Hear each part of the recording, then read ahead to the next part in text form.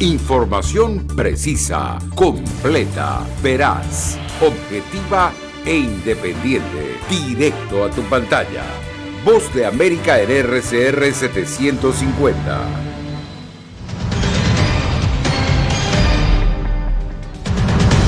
Incertidumbre en Estados Unidos por el pago de la deuda. Legisladores continúan sin llegar a un acuerdo. Autoridades buscan mitigar el impacto de un masivo derrame petrolero en la costa de California. Además, se abre una caja de Pandora sobre las maniobras financieras de ricos, famosos y políticos. Y el máximo epidemiólogo de la Casa Blanca asegura que Estados Unidos comienza a superar la cuarta ola de la pandemia.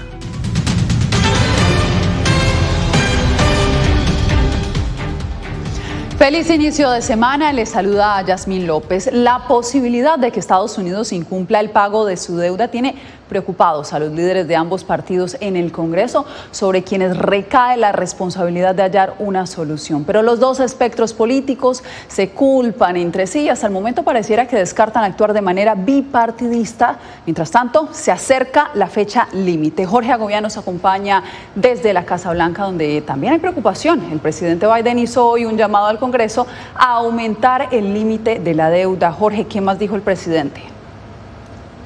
Yasmín achacó la responsabilidad a los republicanos, su oposición en el Congreso, que a su vez se niega a trabajar de manera bipartidista. Sus razones aseguran que el partido de gobierno, el Partido Demócrata, que tiene el control de las dos cámaras del Congreso, ha actuado de manera individualista o en solitario y que ha propuesto gastos radicales y que tildan también como socialistas para llevar a cabo las prioridades presupuestarias del presidente. El mandatario, por su parte, respondió. Esto fue lo que dijo.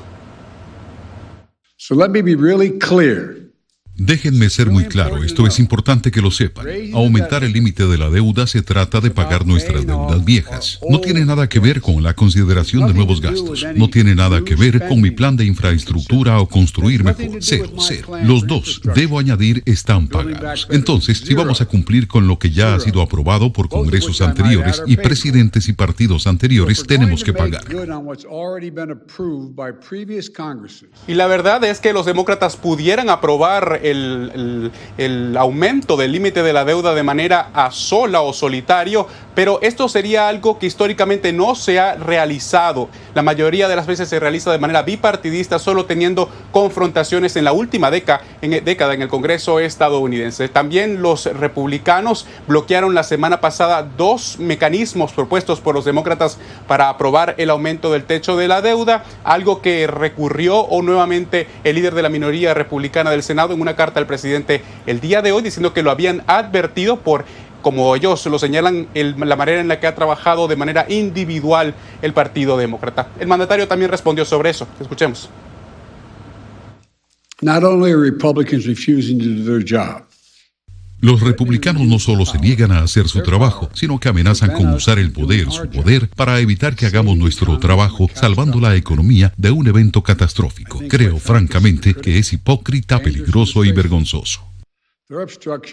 Octubre es la fecha que el Departamento del Tesoro estableció como límite para maniobrar con el estado actual de la deuda estadounidense. A partir de ese día, cada hora podría llevar a que Estados Unidos incumpla con los pagos de su propia deuda, algo que traería consecuencias no solo en la economía estadounidense, sino en la economía global. Países de Latinoamérica se verían afectados, según han dicho varios especialistas, economistas con los que hemos hablado. Yasmín, vuelvo contigo. Esperemos que se pongan de acuerdo, Jorge. Muchas gracias por la información. Mientras tanto, en California, las autoridades unen esfuerzos para contener unos 126,000 galones de petróleo derramados en la costa del sur de ese estado.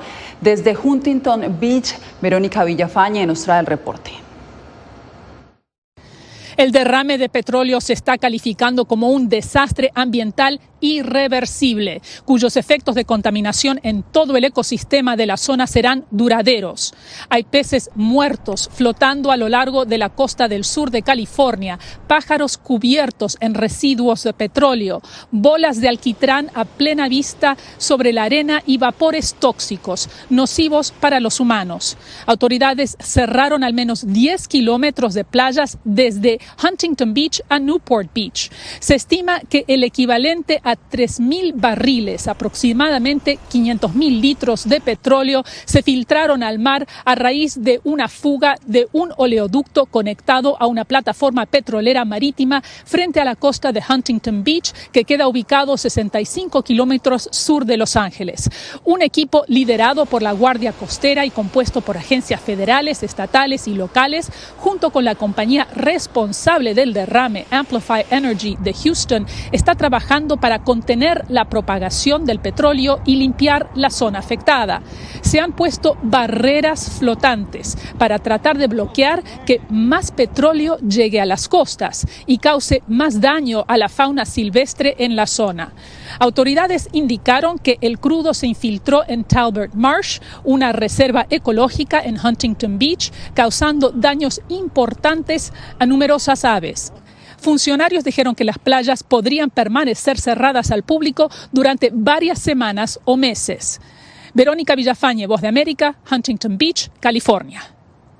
Una masiva filtración de documentos sacó a la luz los secretos financieros de cientos de líderes mundiales y personalidades, entre las que se destacan presidentes y expresidentes latinoamericanos, generando una ola de reacciones. Arnaldo Rojas, ¿qué se puede destacar de este informe? Yasmin, los documentos recibidos y analizados por el Consorcio Internacional de Periodistas de Investigación desvelan cómo cerca de 300 políticos mundiales y figuras prominentes utilizan paraísos fiscales para ocultar inversiones multimillonarias. Nada ilegal hasta el momento, pero que ha abierto una verdadera caja de Pandora. Miles de millones de dólares en inversiones y riqueza oculta revelan los más de 11 millones de archivos que conforman la masiva filtración de documentos financieros que salpica a líderes mundiales, gobernantes, celebridades y empresarios de todo el mundo que utilizaron sociedades extranjeras para evadir el pago de impuestos en sus países. Mientras estén utilizándolos para pagar menos de lo que les corresponde, hay una carga moral que sí que cuestionamos y que nos parece que, especialmente en un contexto como este, pone en dificultad y una tensión adicional a los distintos países para poder financiar políticas públicas, sanidad, educación, construcción de hospitales. Según el análisis realizado por más de 600 periodistas liderados por el Consorcio Internacional de Periodistas de Investigación, entre los implicados destacan los presidentes latinoamericanos Guillermo Lasso de Ecuador, Sebastián Piñera de Chile y Luis Abinader de República Dominicana, quienes, de acuerdo con las revelaciones, cuentan con compañías y fideicomisos financieros en paraísos fiscales. Lasso y Abinader dijeron haber declarado la existencia de esos bienes antes de asumir sus cargos. Piñera, mientras tanto, se deslindó de los señalamientos y negó haber participado en la administración de empresa alguna desde hace más de 12 años antes de asumir su primera presidencia. 11 exmandatarios latinoamericanos aparecen en la lista de los documentos de Pandora, entre ellos César Gaviria de Colombia, Porfirio Lobo de Honduras, Alfredo Cristiani de El Salvador y Pedro Pablo Kuczynski de Perú. Otras celebridades millonarias, como la cantante Shakira, también figura entre los implicados en la filtración de información que incluye además a Julio Iglesias y Elton John.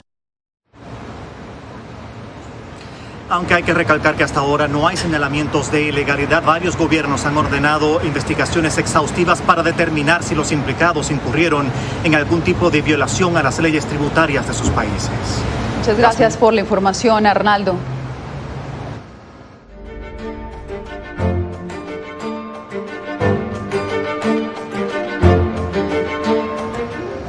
Sin posibilidad de participar directamente en las elecciones presidenciales del 7 de noviembre, desde el exilio, la diáspora nicaragüense reclama su derecho al voto. José Pernalete nos explica. La cuenta regresiva de elecciones en Nicaragua previstas para el 7 de noviembre es un motivo más de frustración para la diáspora de ese país en Estados Unidos. ¿Qué podemos esperar con una dictadura que ha cerrado todos los espacios políticos a la sociedad nicaragüense? Tiene encarcelados a todos los candidatos presidenciales que podrían disputarle con gran derecho y legalidad la presidencia de Nicaragua. Además, viendo el panorama del proceso electoral en Nicaragua, no hay unas condiciones para elecciones libres y transparentes. Lo que se avecina es un fraude ya anunciado y ya perpetrado. Tanto Roger Castaño como César Lacayo representan a una diáspora que activamente ha reclamado condiciones democráticas en su país de origen. No hay nicaragüense que pueda aceptar esto, una farsa, una charla, cuatro charlatanes, 4 partidos que le están siguiendo el juego a la tiranía. Las voces de estos líderes de la diáspora en Estados Unidos representan aproximadamente 300,000 ciudadanos que no tienen derecho al voto por vivir en el exterior, y la cifra de exiliados va en ascenso. De acuerdo a la agencia ICE, en lo que va corrido del año, han ingresado aproximadamente 41,000 nicaragüenses más al territorio estadounidense. El gobierno de Daniel Ortega asegura que en el país sí hay condiciones óptimas para desarrollar elecciones libres y justas, y que las denuncias de la comunidad internacional que cuestionan la legitimidad de los comicios son una injerencia en asuntos internos. José Pernalete, Voz de América, Miami. Caída monumental tuvieron este lunes Facebook y sus plataformas Instagram y WhatsApp al permanecer fuera de servicio varias horas en muchas partes del mundo. Facebook tuvo que comunicarse con sus usuarios a través de Twitter, donde ha ofrecido disculpas y dijo que trabajaba para restaurar los servicios lo más pronto posible. La empresa no ha manifestado la causa de esta interrupción.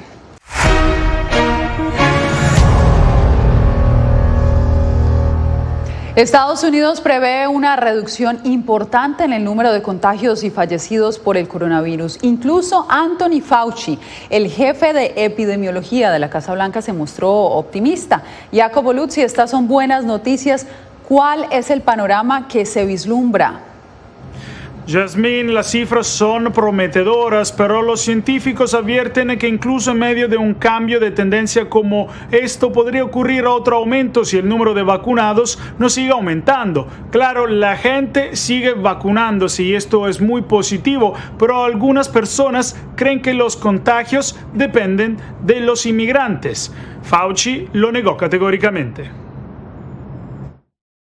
El 55% de los republicanos en Estados Unidos atribuyen la propagación del COVID-19 a los inmigrantes y turistas, según una reciente encuesta publicada por la Fundación Kaiser Family. Sin embargo, el doctor Anthony Fauci, el epidemiólogo número 1 de la nación, rotundamente negó esta posibilidad en una entrevista con CNN. Cuando tienes 700,000 estadounidenses muertos y millones y millones y millones de estadounidenses se infectan, no quieres ver los problemas de los demás afuera. El problema está dentro de nuestro país. Ciertamente los inmigrantes pueden infectarse, pero no son la fuerza impulsora de esto. Enfrentémonos a la realidad aquí. El epidemiólogo dijo que Estados Unidos está dando la vuelta a la esquina con el último aumento en la pandemia de coronavirus, mientras la Casa Blanca celebró una alta tasa de vacunación este último fin de semana. Nuestro primer día de vacunación de más de 1 millón de personas en varias semanas. Los requisitos de vacunas están ayudando y los elegibles están recibiendo refuerzos a gran velocidad. El número de nuevos casos diarios en Estados Unidos ha caído un 35% desde septiembre. También las hospitalizaciones y las muertes empezaron a decrecer otra vez.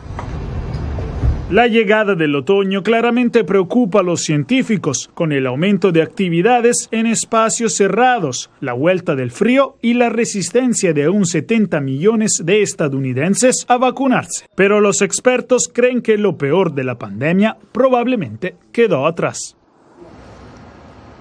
El COVID-19 tampoco va a desaparecer pronto, continuará circulando durante años, creen muchos científicos, pero las vacunas podrían transformar este virus en una enfermedad manejable, similar a una gripe o a un resfriado común. Entonces, los próximos meses, Yasmín, serán cruciales para ver cuál será el futuro de la pandemia. Muchas gracias, Jacopo. Mientras tanto, en Nicaragua, el anuncio de la vacunación contra el COVID-19 a niños ha generado controversia. Donaldo Hernández nos dice que los cuestionamientos se dan porque las vacunas cubanas no han sido aprobadas por la Organización Mundial de la Salud. Yoconda Gutiérrez espera con ansias que llegue el 20 de octubre para vacunar a su nieta de 2 años contra el coronavirus. Lo vamos a llevar también para que también tengan ellos su vacuna y se protejan un poco también del virus que está ahorita. Las autoridades sanitarias de Nicaragua autorizaron aplicar las vacunas cubanas Abdalá, Soberana 1 y Soberana 2 a menores entre 2 y 17 años. Son de cada una 3 dosis las que se aplican. Lo novedoso, lo de verdad excelente es que vamos a empezar a trabajar en cuanto llegue la primera entrega, que será alrededor del 20 de este mes de octubre. Sin embargo, médicos independientes critican que las vacunas cubanas no han sido aprobadas por la Organización Mundial de la Salud. La gran mayoría de las vacunas disponibles al momento en el mercado tienen aprobación temporal por la OMS y la OPS. Otra de las preocupaciones de los médicos es que Nicaragua apenas será el segundo país donde se vacunen a niños de 2 años. El primero fue Cuba. No obstante, la primera dama hace una aclaración. Como sabemos, aquí es voluntario, es decir, los que deseen, los que quieren. La Organización Mundial de la Salud recomienda vacunar a niños solamente a partir de los 12 años. Fuera de Cuba, las vacunas cubanas se han utilizado únicamente en Venezuela, Irán y Vietnam. Donaldo Hernández, Voz de América, Managua. La pandemia empeoró la crisis de vivienda en España y organizaciones civiles le están pidiendo al gobierno una ley para apoyar a los sectores menos favorecidos, entre ellos cientos de migrantes. Alfonso Beato nos informa desde Barcelona. Viviana Murillo, inmigrante colombiana, madre soltera, tiene una orden de desalojo. En situación irregular y sin medios para conseguir un apartamento de la forma habitual, decidió ocupar una vivienda vacía propiedad de un banco. Vives con nervios, vives con presión, vives con ansiedad, no sabes en qué momento van a llegar, te van a sacar. Viviana encontró el apoyo del grupo conocido como Plataforma de Afectados por la Hipoteca. La organización está presionando al gobierno para que apruebe la ley de garantía de derecho a la vivienda digna. En España, si tú no puedes pagar la hipoteca, lo que pasa es que el banco te desahucia, se queda con tu casa, pero aún le debes un dinero al banco. La organización lucha contra los desalojos y brinda asesoría legal a quienes deciden ocupar casas vacías propiedad del banco. Los conservadores lo llaman una violación de los derechos de la propiedad privada. Nosotros en esto somos rotundos, al ocupa patada en el porque es fundamental respetar la propiedad privada. Empresas de mediación entre ocupas y propietarios han experimentado un auge en los últimos meses. Los propietarios contratan los servicios de estas empresas para deshacerse de los ocupantes ilegales. Los activistas dicen que el 80% de las casas ocupadas son propiedad de corporaciones o firmas de inversión. Pisos vacíos, sin gente, y la gente luchando por tener un sitio donde vivir.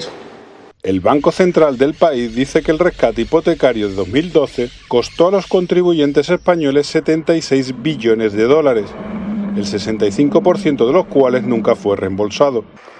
Alfonso Beato, para La Voz de América, España.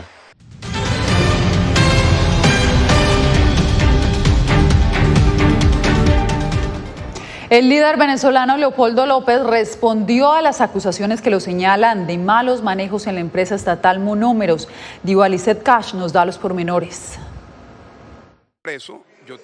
Leopoldo López, líder de un sector de la oposición venezolana, dijo este lunes en Miami que las acusaciones en su contra que lo vinculan con el manejo irregular de la empresa venezolana de fertilizantes con sede en Colombia carecen de fundamento.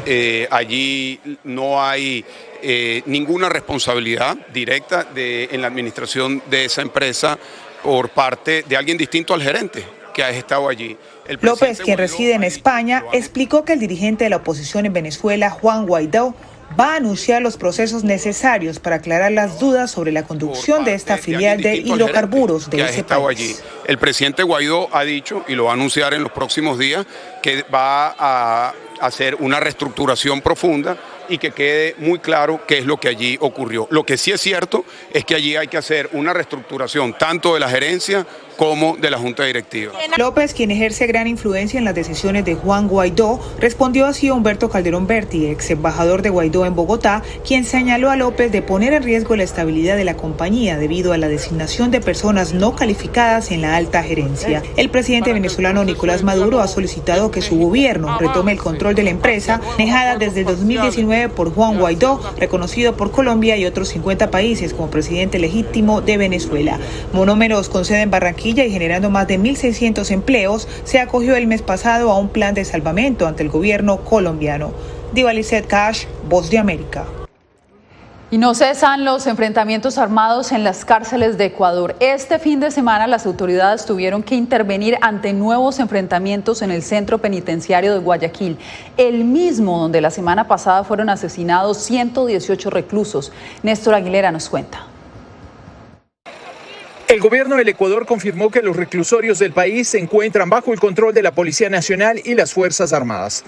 Aseveró que los hechos ocurridos desde hace casi una semana se producen por disputas territoriales y de liderazgo entre las organizaciones narcodelictivas que operan dentro de las prisiones. El gobierno del presidente Guillermo Lasso no tolerará que el crimen organizado transnacional controle las cárceles y las calles del país. El anuncio se hizo luego de nuevos enfrentamientos armados que se extendieron hasta este domingo y que motivaron la intervención conjunta de las Fuerzas Armadas y la policía.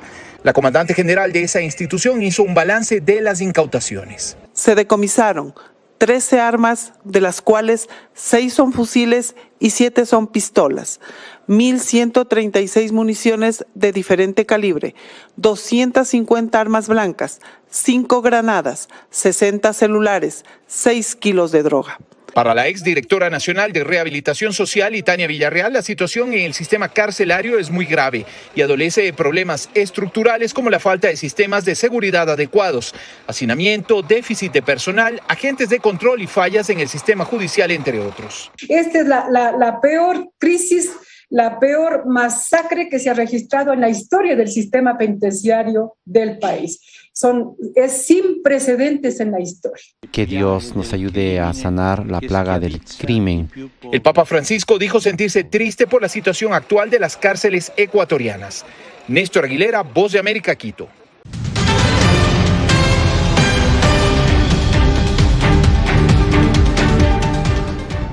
Hoy es el Día Internacional de los Animales y de hecho el catolicismo exalta a San Francisco de Asís por dedicarse a servir tanto a personas como a animales. Y como él, una esperanzadora iniciativa en Bolivia busca contrarrestar el abuso a estos animalitos. Fabiola Chambi nos trae la historia. En Cochabamba, en la zona central de Bolivia, el Bioparque Agrofloria es un refugio para animales silvestres y en peligro de extinción. Su fundador y director, Marcelo Antesana, recibió al equipo de la BOA para explicar el trabajo que realizan. Puede llegar un colibrí, puede llegar una paloma, puede llegar una rapaz o uno de los loros más importantes.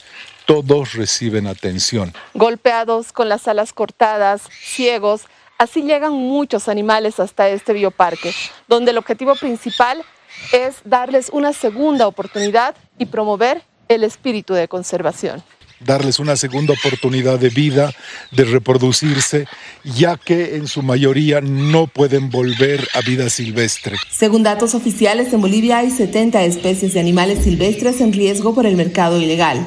Son requeridos como mascotas, para su uso en medicina tradicional, como amuletos o para los trajes típicos de las danzas. A pesar de que estos animales no deberían estar en cautiverio, pero verlos genera conciencia. Alrededor de 2.200 animales están en el refugio. 1.000 son silvestres y el resto exóticos.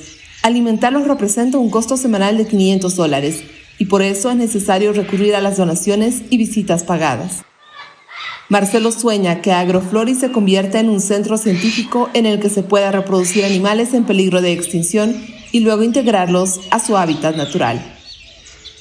Fabiola Chambi, Voz de América, Bolivia.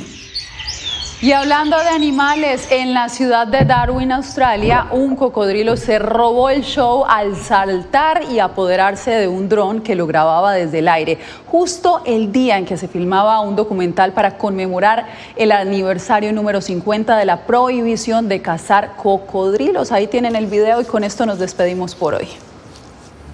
Radio Caracas Radio presentó Voz de América.